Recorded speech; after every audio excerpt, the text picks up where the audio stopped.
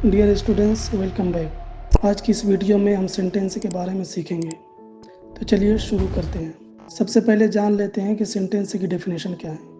What is a sentence? Sentence या जुमला किसे कहते हैं? A sentence is a group of words which makes a complete sense.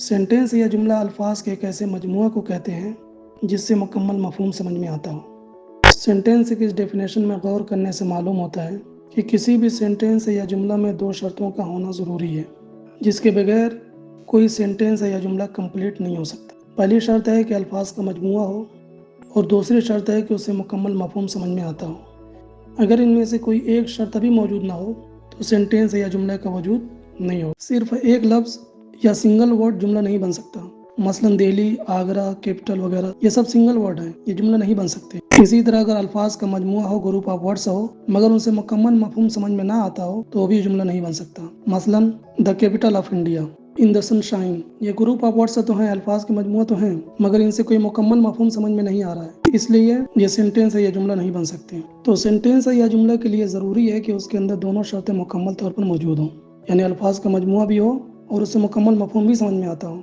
तभी वो सेंटेंस या जुमला बन पाएंगे। अदरवाइज अगर ये कंडीशंस नहीं पाई जाती हैं तो वो जुमला या सेंटेंस नहीं बन सकते। आइए उसको एग्जांपल से समझते हैं। पहली मिसाल है, Delhi is the capital of India. Delhi Hindustan की राजधानी है, यह हिंदुस्तान का दारुल हुकूमत है।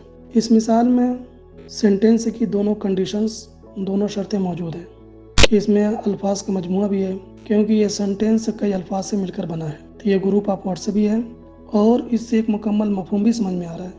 तो इस तरह इस मिसाल के अंदर सेंटेंस या जुमला की दोनों किस्में मौजूद हैं, लिहाजा ये कहा जा सकता है कि ये एग्जाम्पल सेंटेंस की एग्जाम्पल है, सेंटेंस की मिसाल है। एक और एग्जाम्पल देखते हैं। The due drops glitter in the sunshine.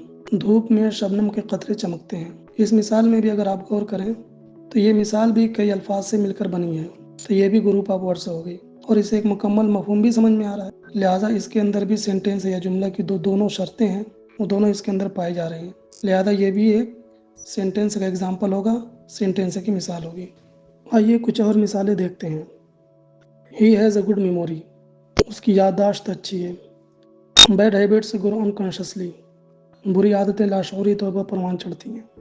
Borrowed garments never fit well, उधार के कपड़े कभी भी ठीक नहीं होते। इन तमाम मिसालों के अंदर भी सेंटेंस या जुमला की दोनों कंडीशंस, दोनों शर्तें मौजूद हैं। ये अल्फाज का मजमूआ भी हैं, ग्रुप ऑफ वर्ड्स भी हैं और इनसे मुकम्मल मफहूम भी समझ में आ रहा है, लिहाजा ये सारे एग्जाम्पल भी सेंटेंस या जुमला के एग्जाम्पल से हैं। यहाँ एक बात और भी समझने की है, कभी सेंटेंस या जुमला के पूरे अल्फाज विजिबल होंगे, यानी ज़ाहिरी तौर पर मौजूद होंगे, जैसे कि अभी आपने मिसालों में देखा। कभी सेंटेंस या जुमला के बाद अल्फाज ज़ाहिरी तौर पर मौजूद होंगे, दिखाई देंगे, और एक आध लफ्ज़ ज़ाहिरी तौर पर मौजूद नहीं होगा, बल्कि वो अंडरस्टूड होगा, मानवी तौर पर मौजूद होगा। तो चाहे पूरे अल्फाज ज़ाहिरी तौर पर मौजूद हों या कुछ अल्फाज ज़ाहिरी तौर पर मौजूद हों और कुछ मानवी तौर पर मौजूद हों, बहर सूरत ग्रुप ऑफ वर्ड्स होना चाहिए, जो कि किसी भी जुमले या सेंटेंस की पहली शर्त या कंडीशन है। आइए इसको भी मिसालों से समझते हैं।